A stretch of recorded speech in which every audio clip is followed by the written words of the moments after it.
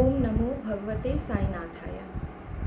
শ্রী সাইনাথকে আমার প্রণাম জানিয়ে আজ দুটো পুরো ডিফারেন্ট সাবজেক্ট, ডিফারেন্ট টপিক নিয়ে সবার সামনে বলতে এসেছি।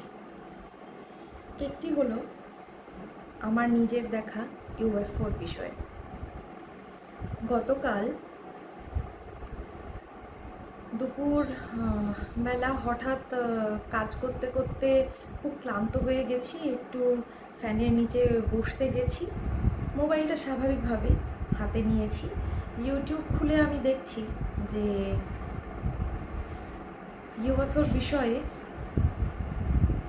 ডোনাল্ড ট্রাম্পের তরফ থেকে অনেক কিছু রিলিজ করা হলো, বেশ কিছু ফাইলস রিলিজ করা হলো। আমি নিজেও 2015 সালের শেষের দিকে, হতে পারে নভেম্বর বা ডিসেম্বর মাসে, পাটনাতে গেছিলাম আমার ট্রিটমেন্টের জন্য। একজন খুব বড় ডাক্তার, ডক্টর জন মুখার্জির আন্ডারে আমার ট্রিটমেন্ট চলছিল তখন।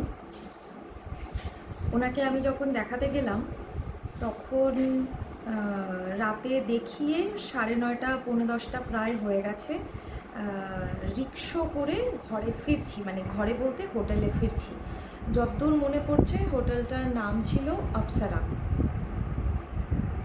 ডক্টর জন মুখার্জির ক্লিনিক থেকে হোটেল অপ্সরা অবধি ফিরছি রিক্সো করে, কারণ শরীর খুব দুর্বল, হেঁটে যাওয়ার কোনো ক্ষমতা যোগ্যতা কিছুই আমার ছিল না। আমার ছেলে তখন যথেষ্ট ছোট।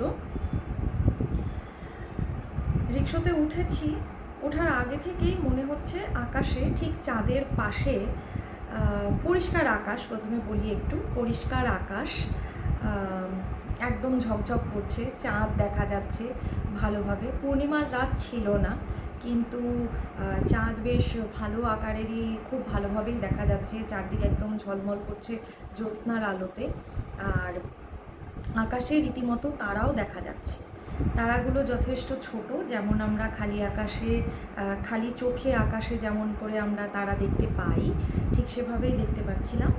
আর চাঁদ খুব ভালো মতোই দেখা যাচ্ছিল, কিন্তু তারাগুলো আর চাঁদের মাঝখানে একটি বস্তু, একটি জিনিস জ্বলজ্বল করছে রীতিমতো। না সেটা একেবারে চাঁদের আলোর মতো, নাই সেটা সম্পূর্ণ তারাদের মতো, না খুব বেশি ছোট তারার মতো, না খুব বড় চাঁদের মতো, কিন্তু সেটা চাঁদের থেকে আরও বেশ কিছুটা কাছে, মানে পৃথিবীর দিক থেকে চাঁদে যেতে গেলে বেশ কিছুটা কাছে, এটুকু খুব ভালো করে বোঝা যাচ্ছে। আর ওই বলি স্পেসক্রাফট বলেই বলি, স্পেস ক্রাফটটি এক জায়গায় স্টিল ছিল, কোনো দিকে যাচ্ছে না।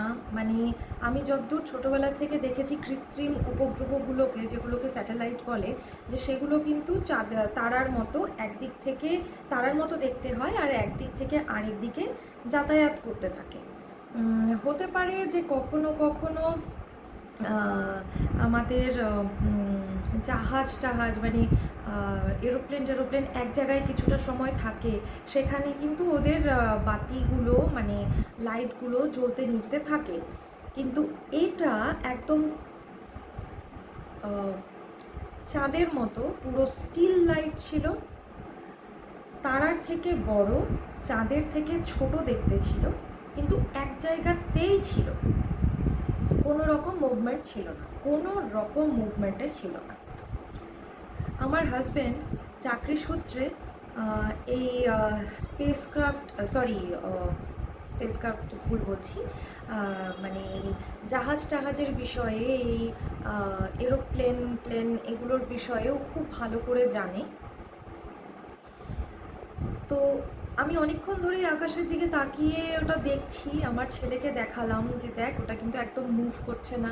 আমার ছেলেও তখন যথেষ্ট ছোট, বেশ ইন্টারেস্ট নিয়ে ও দেখছে সেটা।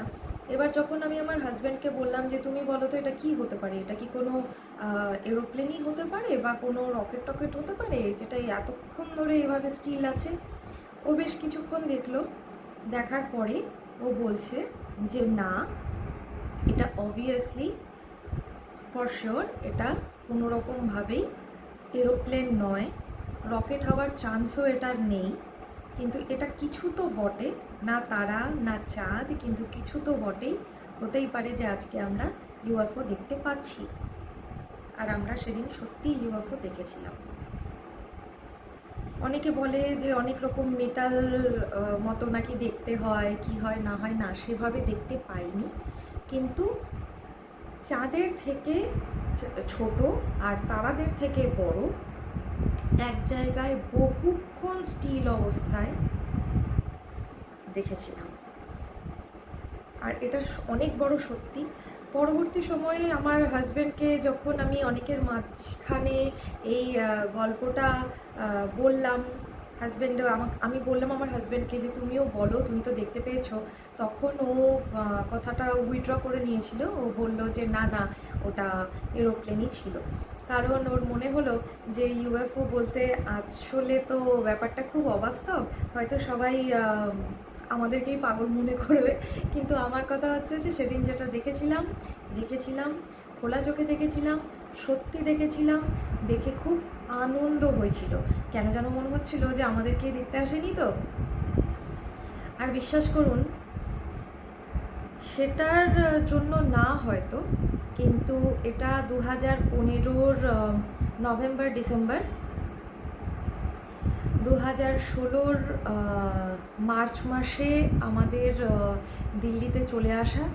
আর দিল্লিতে চলে আসার পর থেকেই কিন্তু আমার শরীর অনেক অনেক অনেক বেশি সুস্থ হতে শুরু করে।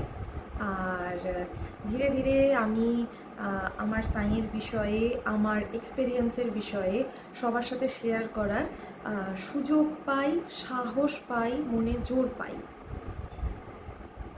এঞ্জেল বলতেও তো অনেক কিছু থাকে, কে জানে তারা কিভাবে কোথায় ঘুরে টুরে বেড়াচ্ছে। আমি কিন্তু সব জিনিসে ভীষণ বিশ্বাস করি।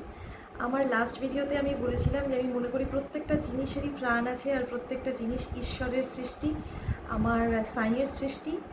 কারণ আমার সাই আমার পরব্রহ্ম, আমি সাই ছাড়া কিছু জানি না। আমি মনে করি উনি পরব্রহ্ম ইন ডিসগাইজ, ছদ্মবেশে পরব্রহ্ম, যাতে ওনাকে সহজে কেউ চিনতে না পারে। শুধু সাই একজন 3.5 হাতের একজন ফকির, সেই হিসাবেই যারা যতটুকু জেনেছে তারা আমার মনে হয় একটা সার্কেলের মধ্যে সাইকে জানে, আর লিমিটেড ওয়েতে সাইকে জানে। কিন্তু যেখানে আমি পরব্রহ্ম হিসাবে আমার সাইকে দেখতে পাই, সেখানে সিদ্ধিপ্রাপ্ত হতেও বেশি সময় লাগে না। সাইয়ের নাম জপ করলেই সিদ্ধিপ্রাপ্ত হওয়া সম্ভব। আমি কোথাও বাইরে যাইনি, কোনো তপস্যা করিনি, কিন্তু তারপরেও বেশিরভাগ ক্ষেত্রেই বাকসিদ্ধ হয়ে গেছি সাইয়ের অনেক অনেক কৃপায়। কাল যদি আমি ওই ইউএফওর ফাইলটা রিলিজ করার জিনিসটা হঠাৎ করে না দেখতাম, আমি কয়েক সেকেন্ডের জন্যই দেখতে পেরেছিলাম, কারণ অনেক কাজ ছিল ঘরে, আমার ইউটিউব নিয়ে বসে থাকা, মোবাইল হাতে নিয়ে বসে থাকা সেই সময় সম্ভব ছিল না। জাস্ট দেখলাম আর এটাই ভেবেছিলাম যে বাপরে, এগুলোও হতে শুরু করে দিয়েছে। মানুষ যেগুলো এতদিন অবাস্তব কল্পনা মনে করতো, সত্যিই সেগুলো হতে শুরু করে দিয়েছে। তখন রিলেট করলাম যে হ্যাঁ সত্যিই তো আমিও দেখেছিলাম, আমারও তো এক্সপিরিয়েন্স খুব সামান্য হলেও আছে। আবার বলছি, যেমন টিভিতে ভিজুয়ালে দেখায় যে অনেক মেটাল টেটাল দিয়ে তৈরি, ওভাবে দেখিনি। এক জায়গায় স্টিল থাকতে দেখেছি, মোটামুটি 15-20 মিনিট মতো স্টিল এক জায়গায় থাকতে দেখেছি। কোনো লাইট জ্বলছিল নিভছিল না, একরকমভাবে চাঁদের যেমন আলো ঠিক সেভাবেই ছিল। আর কিছু ক্ষতি কিন্তু হয়নি। ওটা দেখার পর আমার কিন্তু ভালোই হয়ে গেছে লাইফে। ওটার জন্য ভালো হয়নি, হয়তো ডক্টর জন মুখার্জির আন্ডারে ছিলাম, আর উনি খুব বড় একজন ডাক্তার, আমার প্রণম্য। ওনাকেও আমি আমার সাইয়েরই রূপ মনে করি, কারণ যে ভোগান্তি আমি ভুগেছি, ওনার ট্রিটমেন্ট ছাড়া আমি সুস্থ হতাম না।